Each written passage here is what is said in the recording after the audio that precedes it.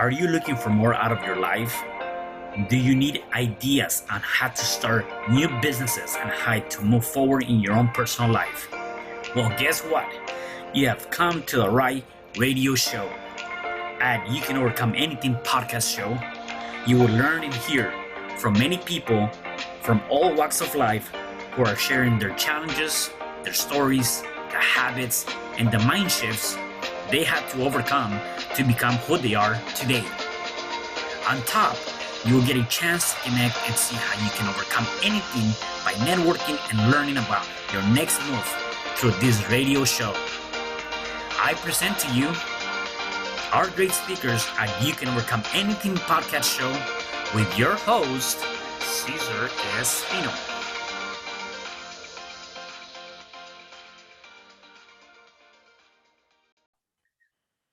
Hello there, and welcome back to another episode of You Can Overcome Anything podcast show. It is your friend CesarRespino, and you can find me at www.CesarRespino.com. Today, I have a special guest. His name is Dane Dormio. Hey, Dane, how are you? Hey, what's up, Cesar? I'm great. Good. Well, I'm glad to have you here today, and definitely I'm excited to hear about your journey. Before we get started, let me give people a little bit of your background so they can get to know you. Dane Dormio is a martial scientist and a MindBody Mastery Mentor. Since his first spiritual awakening in 2004, he has dedicated his life to understanding the secrets of flow states and optimal human performance. He helps ambitious professionals and aspiring high performers to develop self-discipline, optimize their mind-body energy systems, and actualize their full potential. You know what? That's amazing, and that's definitely a topic that I'm very intrigued to hear more about, and definitely want to get to that. I want to know more about you, though, and I want to know what was your upbringing like, and what are you originally from? Well, I grew up in Arkansas. My upbringing was, I guess, I don't know what to say about it overall. Than it's kind of unusual, and there's actually roots, though, in the kind of stuff I'm sure we're going to talk about today. Mm-hmm. Starting with, I grew up as a rational materialistic atheist in the Bible Belt. Okay. With no concept of spiritual consciousness whatsoever, and I studied math and physics in college. I went to a small private liberal arts school where you have to study some of everything. So the religion elective I chose was a class in Buddhism, Mm-hmm. and it was just a bunch of cool old stories, which I enjoyed. I'd always enjoyed things like the Greek myths, and I'd found and read a copy of the Panchatantra when I was a kid, and I tried to get into the Tao Te Ching when I was a teenager, but it didn't make any sense to me at the time. But I enjoyed cool old stories, and including the one about Prince Siddhartha sitting under the Bodhi tree and having the Satori, the instantaneous awakening experience, and arising as the Buddha, the awakened one. And it didn't mean a lot to me at the time, other than just a bunch of cool old stories and maybe some interesting intellectual exercises. And then I graduated from college and I moved to San Diego for graduate school in physics. And you asked about my upbringing. There was another element of my upbringing that was present from an early age, which was I basically started doing martial arts as a kid and never really stopped. Okay. Largely thanks to the influence of the Ninja Turtles. I gotta love that show for sure. Yeah. I mean, who doesn't, right? Who doesn't Right. want to be a Ninja Turtle, really? Yeah, exactly. And so when I was 10, my parents signed me up for lessons at the local Taekwondo dojo. It was the local Taekwondo chain school. It was the kind of place where I started at age 10 and went to regular testing every couple of months, and I had a black belt at age 12 and a second degree black belt at age 14, and Wow. It had a lot of benefits for me, especially in terms of just physical fitness and being in shape, because I I for a long time in my life, actually, including my childhood, I didn't enjoy exercise for the sake of exercise. Mm. Um, I wasn't into sports and athletics in the traditional way, but I could do martial arts all day long. Yeah. So it had that benefit for me. Um, and then uh, and then after that, when I was 14, I started branching out and learning other types of martial arts. And for the first 12 years, I learned all different types of external martial arts: Chinese, Japanese, Brazilian, Filipino, Korean. Um, and then when I when I moved to San Diego for graduate school, as I mentioned, that was when I started practicing internal martial arts for the first time, and that was a big awakening for me in a lot of ways. It was a big change in my martial arts journey, in my personal journey, in my life journey, and really that was the beginning of my own mind body mastery journey, and kind of what got me started in a lot of ways on the path that I now realize I've been on all along. Yeah, no, and that's pretty interesting. Many people will think and say, well, definitely doing martial arts or any kind of form of martial arts, right? Uh, there's a lot of discipline, right? There's got to be a lot of discipline. You have to be committed. You have to be, I think, in the now moment, right? And so when people start thinking of that, I would say you're going down this path of a good healthy path per se.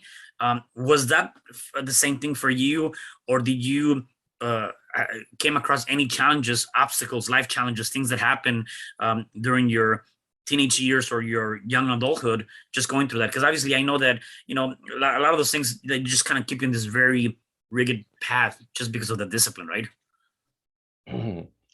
Well, that's an interesting word you've used several times, discipline, and we'll put a pin in that because that's a very interesting and a very powerful word, and Okay. it kind of means different things to different people. And I think it's worth clarifying exactly Right.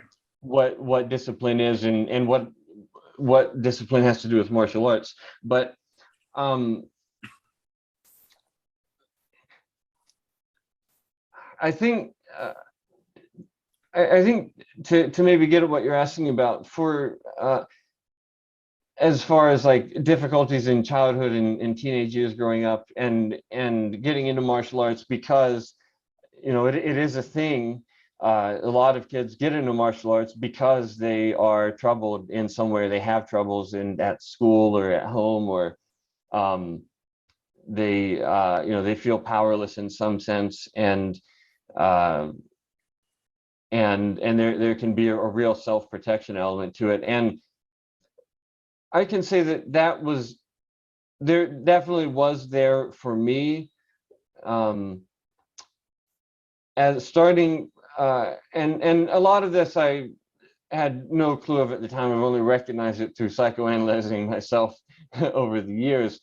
Um, but I was a pretty small kid. I was not big, not strong. I was pretty skinny, average size to slightly small, uh, and I grew up in what I now recognize was a very dysfunctional household and home environment, and I actually had a lot of conscious and subconscious fear of my father, Hmm.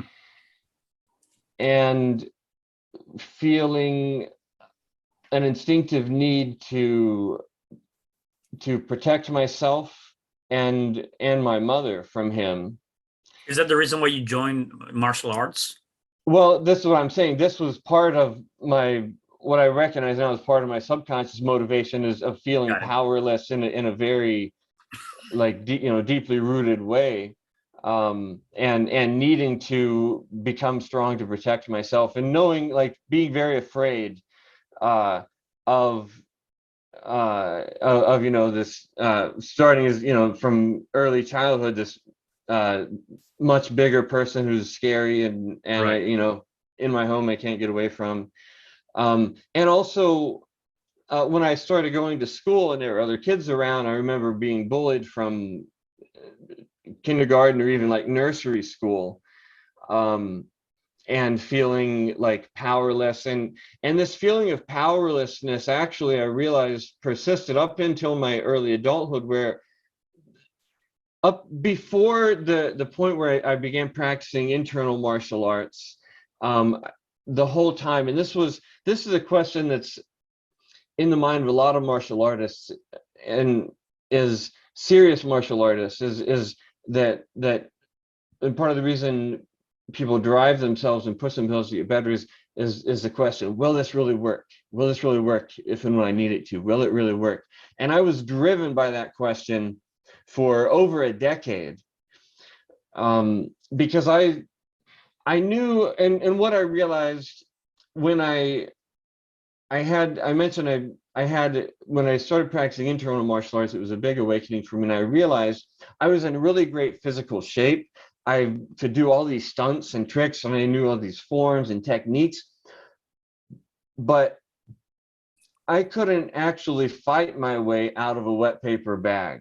And deep down, on some level, I knew it. I knew that if a bigger, stronger person wanted to physically overpower me, I wouldn't be able to stop them deep down, even though I could do all this stuff and handstands and flips and spin kicks, and like, deep down, I still had this driving, gnawing fear.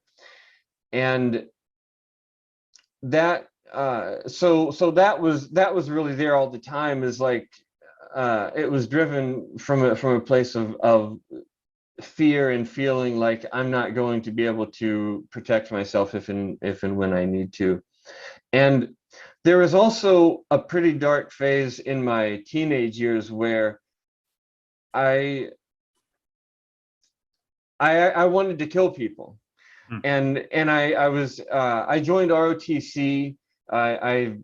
My career goal at the time was to be a special forces commando, so I could legally and legitimately blow things up and kill people. And this was also factored into my motivation.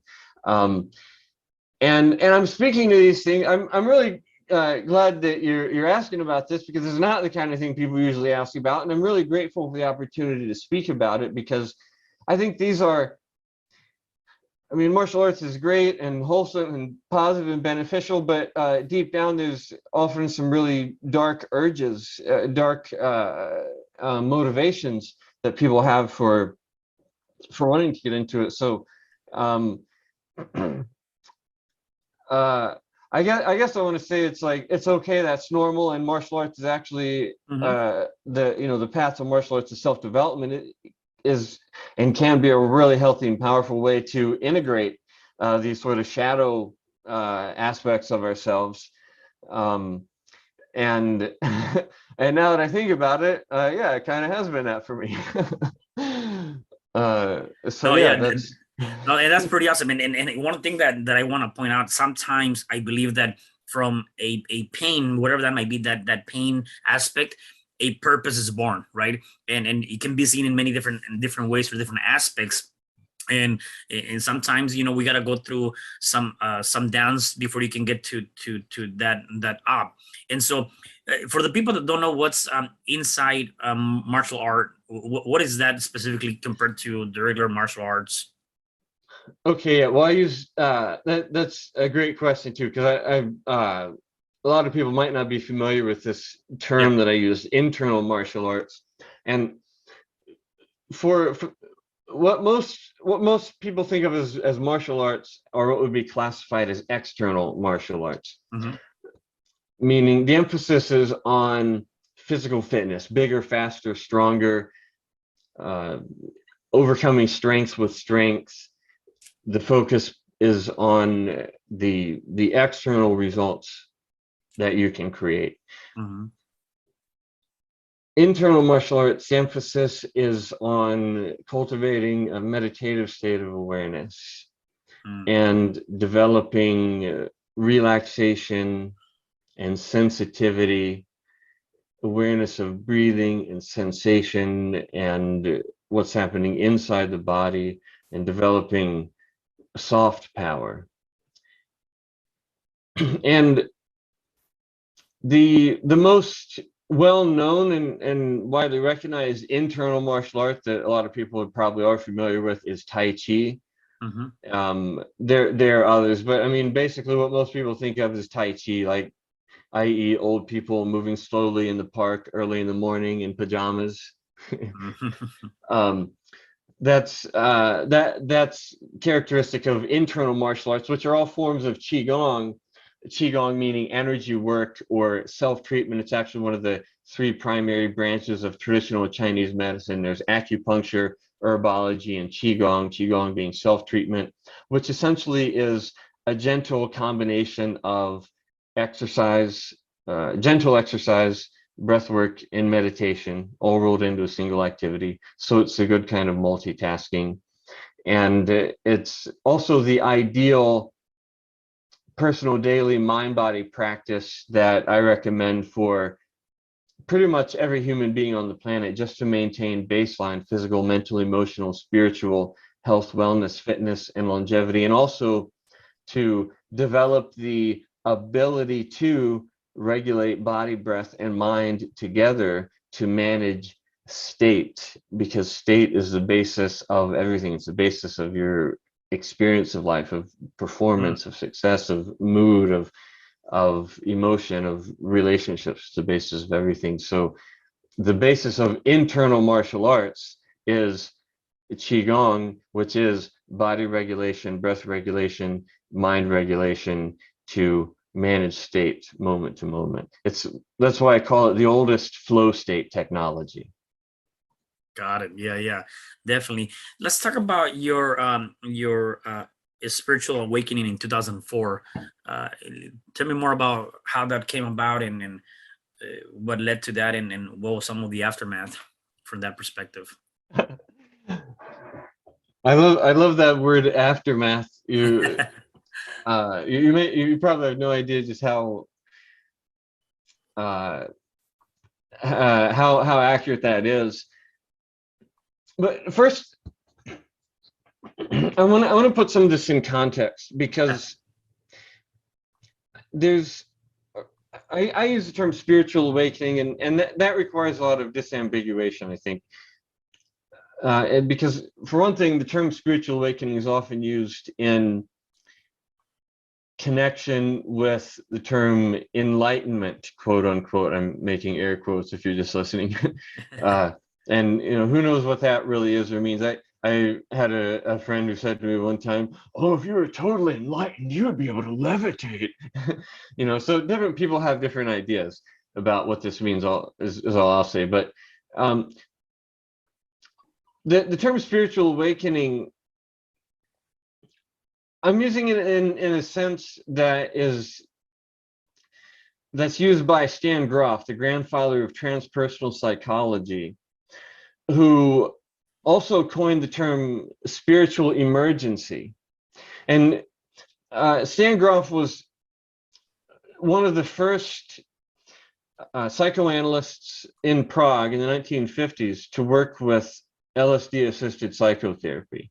And through doing that work for 10 years, and then continuing from there to develop a technique called holotropic breathwork, which has often been described as being like an acid trip without the acid.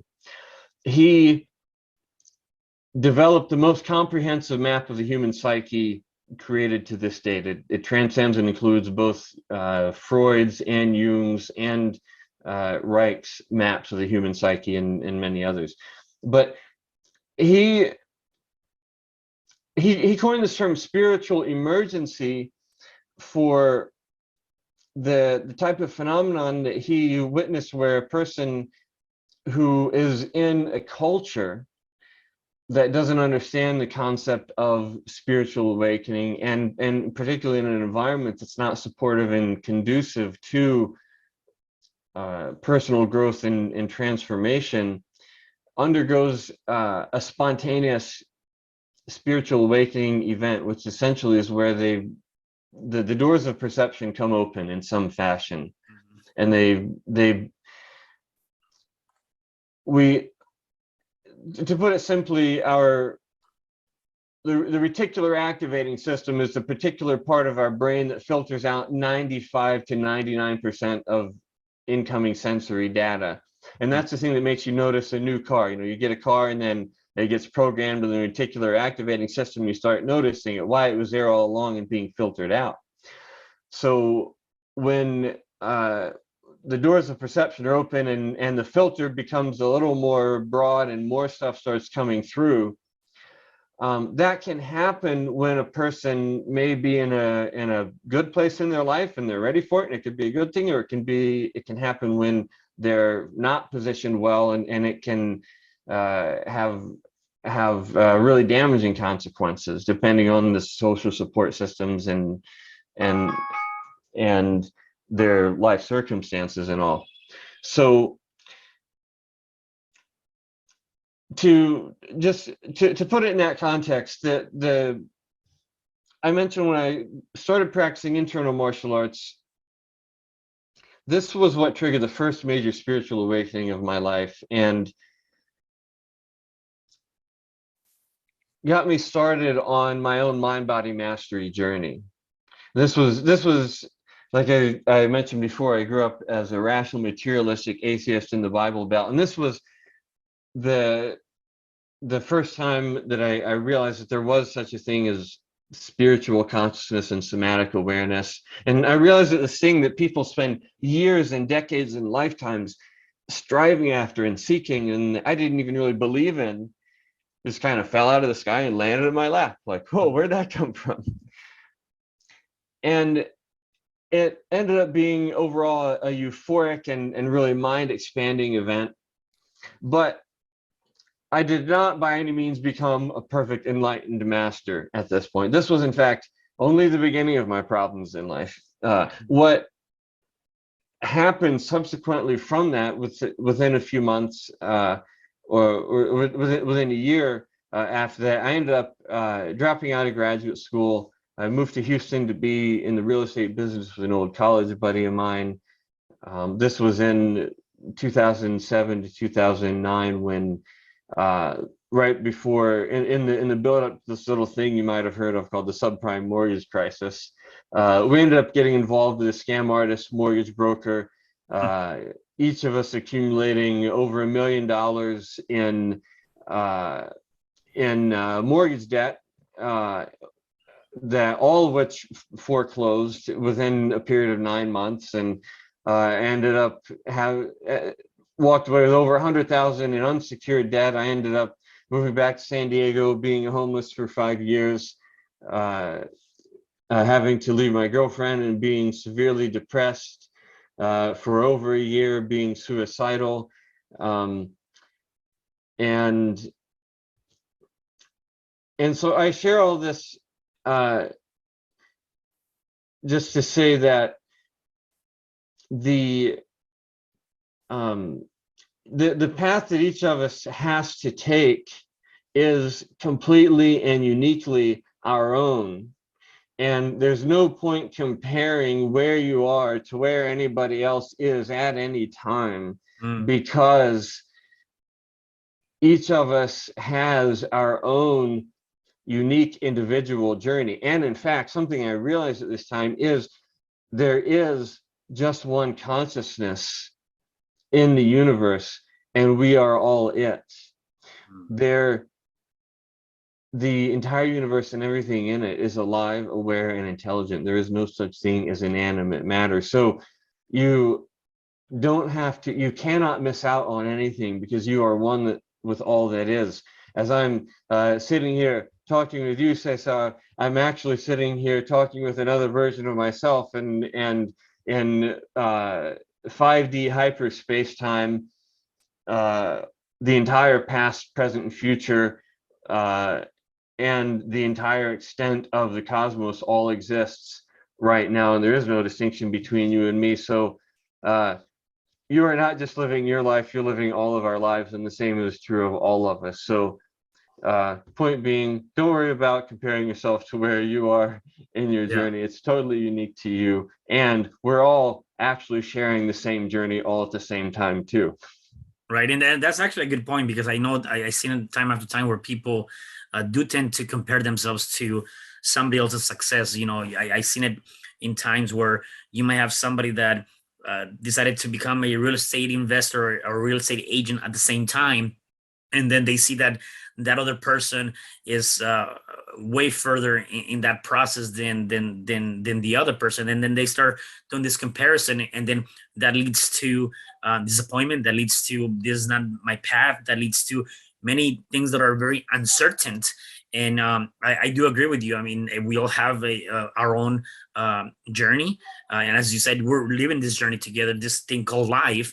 We're all in it together, except we shouldn't be comparing. I do believe we shouldn't be comparing ourselves with anybody in that sense, right?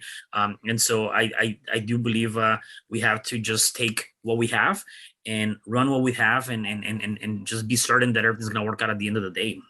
Yeah, you're right, Cesar. It's in a lot of industries, in particular. I feel like I got to speak to this too. It's in the coaching industry. Every industry for sure. And the way this particularly turns up is like, I get asked this by coaches all the time, business coaches, because I'm a coach, and business coaches want to talk to me because I'm their potential client, and they always ask, so what do you see as your biggest problem with your business?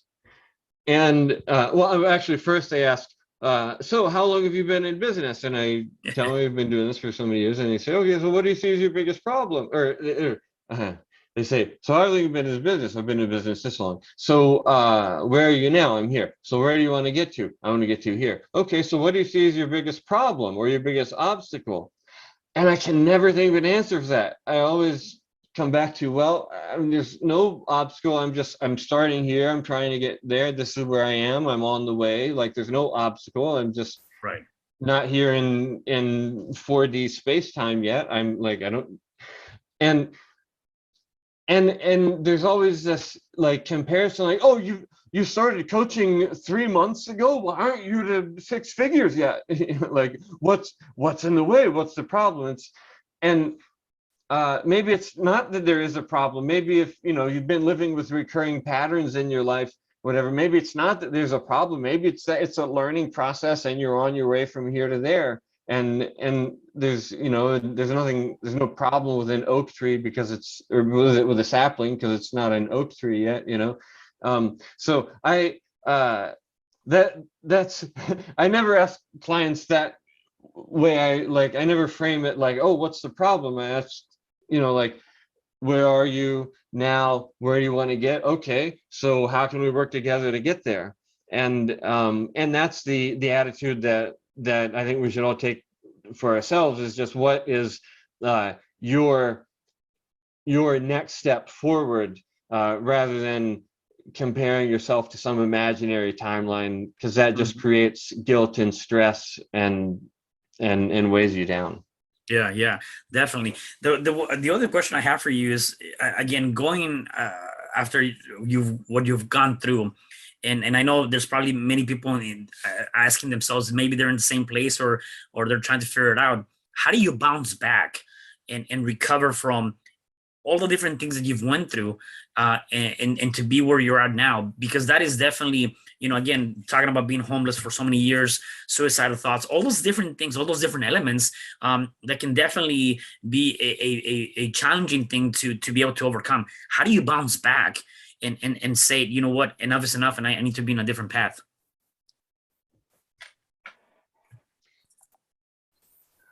Yeah, that's a really great question. If you're there, it's really the only question if you're there. And all I can share is the realization that I had at a certain point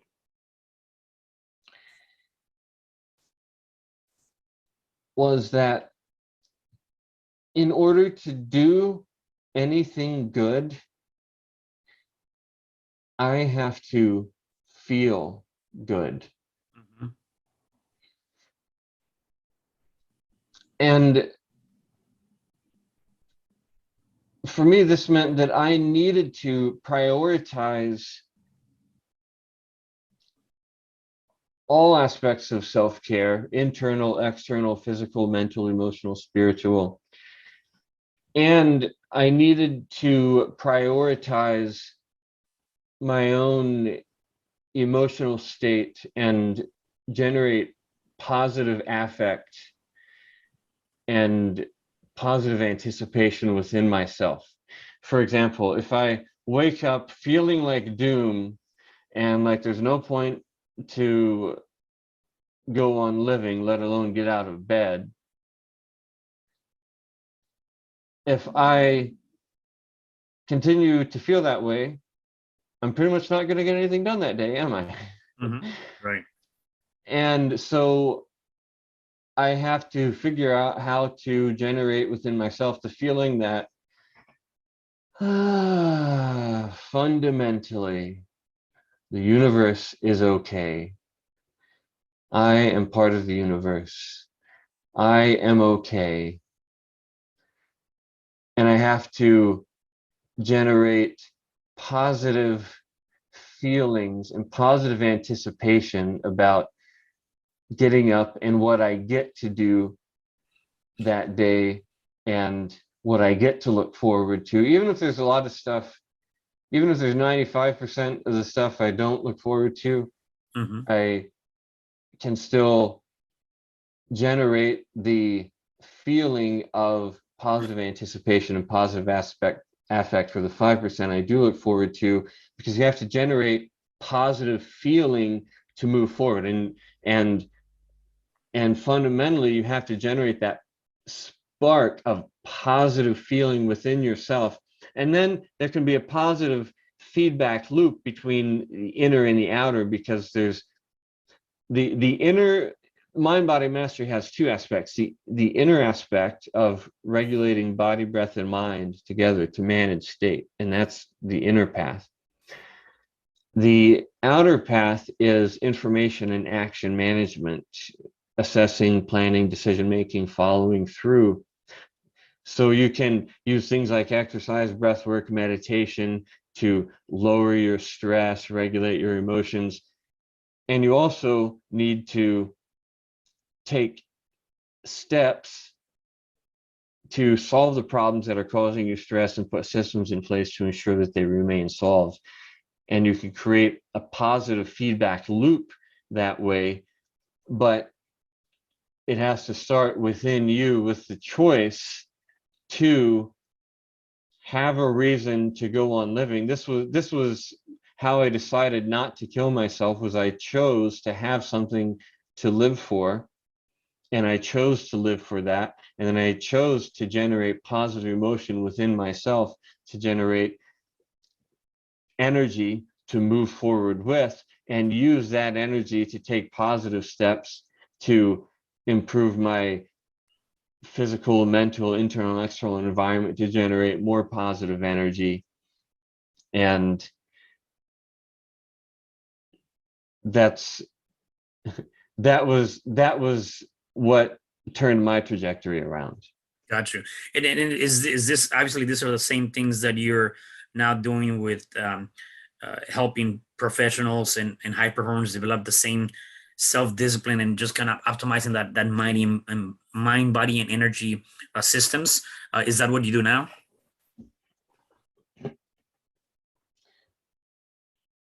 Yes, so the internal aspect of regulating body, breath, and mind together to manage state, and the external aspect of information and action management, which is the technical term is executive functioning, also known as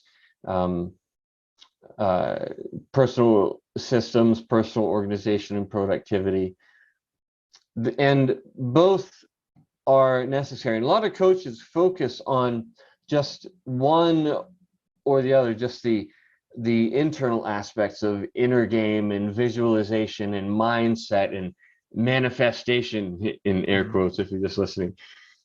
And a lot of other coaches focus just on the external aspects of take these particular steps in this particular order to get this particular result. Mm-hmm.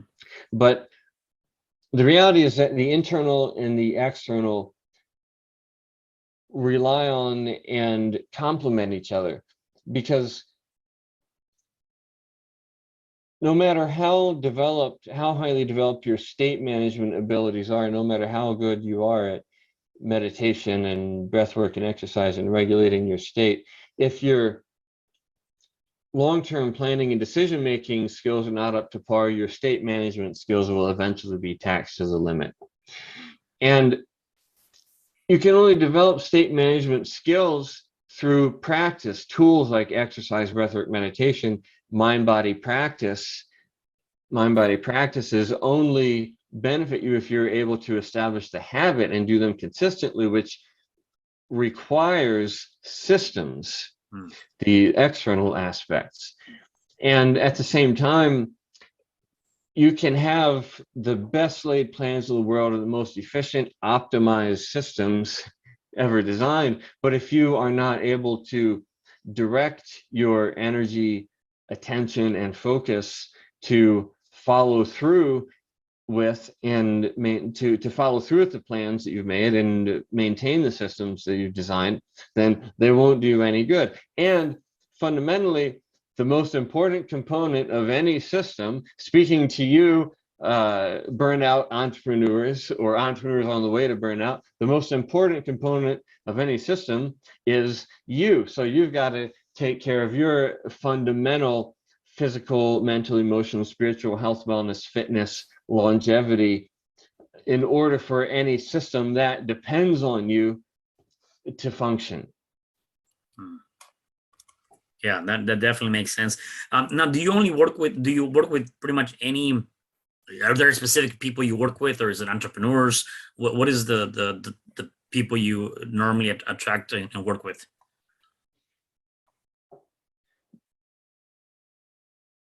Well, how much, the question I would ask is, how much would it be worth to you if you could optimize your energy, focus, personal systems, clarify and align your day-to-day actions with your highest vision? How much would that be worth to you? Because the kind of thing that, I mean, what I do is something that pretty much anybody could benefit from, but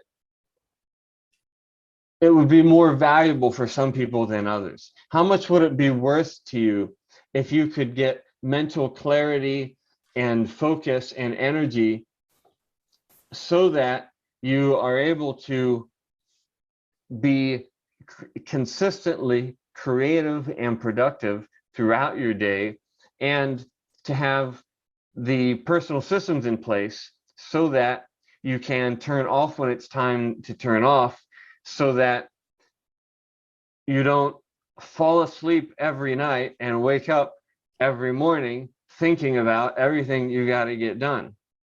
How much would that actually be worth to you in terms of your earning capacity? Because if that would have a significant impact on your earning capacity or your quality of life, then you have the impetus, the motivation, the incentive to invest in and commit to actually upgrading your systems. your self-care and your personal rituals. But if it's just something that, oh yeah, that would be nice someday when I get around to it, you won't have the energy and the dedication to commit to it. It's like you were saying with martial arts earlier. It's like you said, you've got to be dedicated. You can't just go, oh well, I'll kind of do it. No, it's you've got to be dedicated. And this is actually a perfect tie-in that I definitely want to leave our listeners with, because the meaning of discipline. If there's one thing that anybody can do to shift their relationship with what they've got to get done, with the meaning of discipline, because discipline is something that a lot of people struggle with, and especially a lot of entrepreneurs. I know how to grow my business. I know what I need to do. If only I had the discipline to do it. How many people can relate to that? And there's always this association of discipline with martial arts, and the reason, I think, is because martial arts ultimately, either historically in its historical roots, or even in modern times, particularly if you're studying for self-defense and personal protection, it fundamentally, I mean, if there's one thing you can say about martial artists in general, they take what they do very seriously, because it's fundamentally a matter of life and death. That's kind of the premise of it. It's a matter of preserving your life in the face of imminent and impending death, or something equivalently tragic. So martial arts, the study of martial arts, any kind of martial arts almost, is taken very seriously, and it's associated with discipline. And even though I always love martial arts, I had a very negative relationship with the term and the idea of discipline for a long time, because if you think about it, discipline, and especially growing up, at least half the time, it's synonymous with punishment, right? Discipline means you're getting paddled, or so obviously discipline is not going to be something that gives us warm fuzzy feelings. And then if you think about self-discipline, oh well, self-punishment, that must mean punishing myself, or at the very least, it means what most people think of self-discipline is kind of forcing myself to do something I don't want to do. And who loves that? Right. But the big realization I had about this, and when my relationship shifted, was when I realized, okay, discipline means, and self-discipline in particular, means the state of alignment where what you want to do and feel like doing and feel motivated to do is one and the same as what you have consciously, rationally determined is in your highest interests. In other words, discipline isn't forcing yourself to eat your vegetables. It's when you want to eat your vegetables. It's when you want to get up and go for a jog first thing in the morning. It's when you want to go meet with your clients and help them change their lives, or it's when you want to. It's that feeling of impetus, of internal impetus, of positive affect, of being carried forward to do what you know needs to be done and what's in the highest good for all involved. So that state of internal alignment is something that has to be developed and cultivated, but it's very different than forcing yourself to do what you don't want to do. Is actually willpower, and willpower is the opposite of discipline. And willpower has to be minimized, because willpower draws on the same mental energy reserves that are used for decision making, empathy, short-term memory, and critical thinking. So the more energy you use from one of these functions, the less you have available for the others. So discipline is not about applying willpower. It's actually about conserving and minimizing willpower and making it as easy as possible for yourself to do the thing that you rationally decided and planned ahead of time is the best thing for you to do. Wow, look at that. There you have it, man. That was I love that. I love the description of that and really getting down to that. If people want to connect with you or know more about what you do or how they can work with you, where can they find you?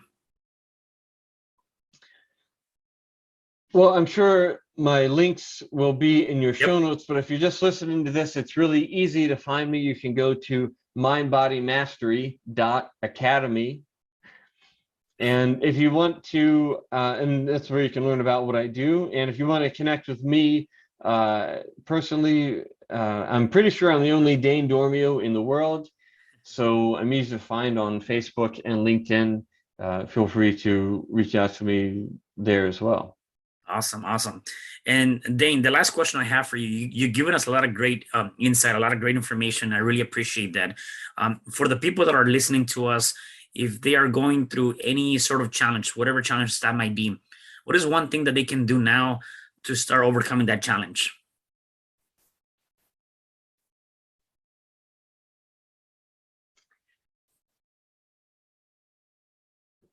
Be proactive to whatever extent you can.